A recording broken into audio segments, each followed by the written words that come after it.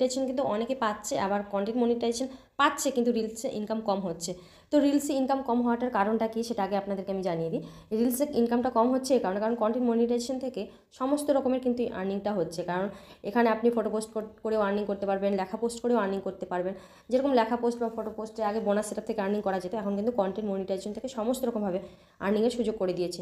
তো এখনও যারা ভাবছেন যে হ্যাঁ আমি তো মনিটাইজেশন পাইনি, তো আমি কেন ফটো পোস্ট করবো, কিন্তু ফটো পোস্টও করতে হবে, তার সাথে রিলসও করতে হবে, তার সাথে ভিডিও করতে হবে রেগুলারলি এই নিয়মগুলো না মানলে কিন্তু হবে না। তো কী করে আপনার ছবি আপনারা ভাইরাল করবেন, কী করে সঠিকভাবে আপনারা ফটো আপলোড করবেন। তো যেরকম ভিডিও রিলস ঠিকঠাকভাবে আপলোড না করলে কোনো কাজের আসে না, হয়তো ভিউজটা হয় না, কি এটা হয় না, সেরকমই ছবির মাধ্যমেও কিন্তু ছবিটা ঠিকঠাক মতো আপলোড না করলে কিন্তু অডিয়েন্সদের চোখে লাগে না। তো অডিয়েন্সদের দর্শক সংখ্যাটা বৃদ্ধি করার জন্য কীভাবে আমরা ছবি পোস্ট করব, তো চলুন দেখে নেওয়া যাক। তো প্রথমত তো আমরা যদি এই ছবিটাকেই নিই, এই ছবিটাকে আমরা কীভাবে মানে একটু গুছিয়ে নিব সেটা আপনাদেরকে আমি দেখিয়ে দিই। প্রথমত আপনারা এডিট অপশনে যাবেন।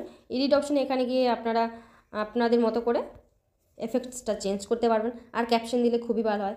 ক্যাপশন অনেকেই সবসময় দেয় গুড নাইট, গুড মর্নিং, এই ক্যাপশনগুলোও দেওয়া একদমই মানে সবসময় দেওয়াটা ঠিক না, মাঝে মধ্যে করে একটু চেঞ্জ করলে ভালো হয়। তো মাঝে মধ্যে যেরকম চেঞ্জ, কেমন আছেন বন্ধুরা, এইভাবে আমি কী করতে পারি, আপনারা আপনাদের মতো করে করে নেবেন। কারণ সবসময় একই ক্যাপশন দেওয়াটাও মানে ফেসবুকে উচিত নয়, সেটাও একটা প্রবলেম ধরে নেয় ফেসবুক। তো একই রকম রেগুলার আমরা পোস্ট করবো না। আজকে ধরা গেল যে আমি শুভরাত্রি লিখলাম, কালকে গুড নাইট, পরের দিন আলাদা কিছু, এইভাবে করে তারপরের দিন হয়তো লেখা পোস্ট করলাম, এইভাবে করে 3টা করে রেগুলার বেসিকে আপনারা ফটো আপলোড করবেন। তো এখানে যদি আমি কে লেখাটা লিখলাম, তো এখান থেকে আমি একটা ইমোজি নিয়ে নিচ্ছি। এখান থেকে একটা ইমোজি নিয়ে নিলাম, দুটো ইমোজি নিয়ে নিলাম। আর এই জায়গাটাতে অনেকেই বেশিরভাগ ভুল করে থাকেন, যেটা হচ্ছে হ্যাশট্যাগস। যেহেতু আমরা ছবির হ্যাশট্যাগস ইউজ করব, তো সেহেতু আমাদের ছবি রিলেটেড হ্যাশট্যাগস দিতে হবে।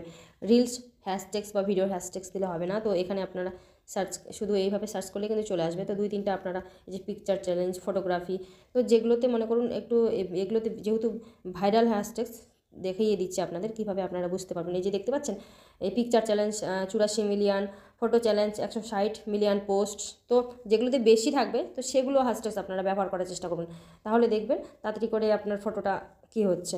তার সাথে যেটা মেন ইম্পর্টেন্ট গুরুত্বপূর্ণ সেটা হচ্ছে লোকেশন অ্যাড করা কিন্তু মাস্ট, ছবির পক্ষে, ভিডিওর পক্ষে।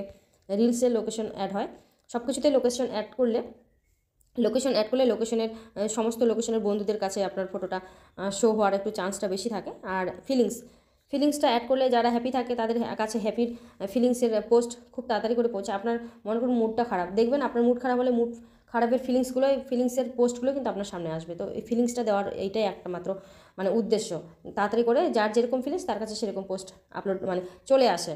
তো এইভাবে নেক্সটে গিয়ে আমি যদি নেক্সটে যাই, নেক্সটে গিয়ে যেখানে দেখতে পাচ্ছেন শিডিউল অপশন, আমি যদি এটাকে শিডিউল করতে চাই আমি শিডিউল করতে পারি।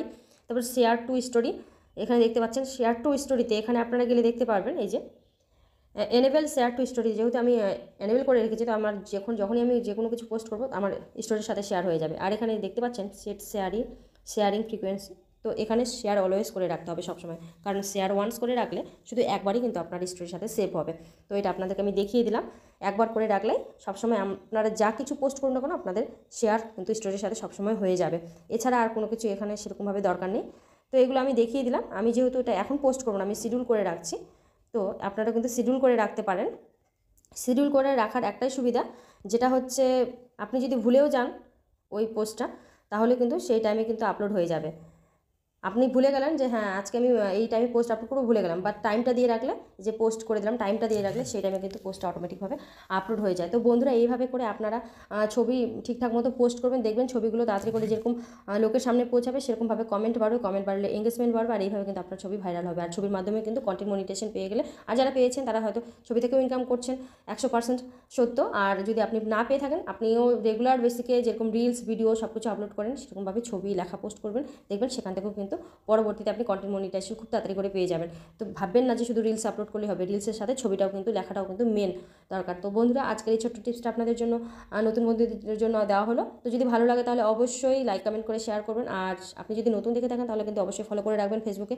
আর যদি ইউটিউব থেকে নতুন দেখে থাকছেন তাহলে অবশ্যই সাবস্ক্রাইব করে রাখবেন নতুন নতুন টিপস পাওয়ার জন্য। তো আজকের মতো এখানেই কমপ্লিট করলাম। প্রত্যেকে ভালো থাকবেন, সুস্থ থাকবেন, ধন্যবাদ।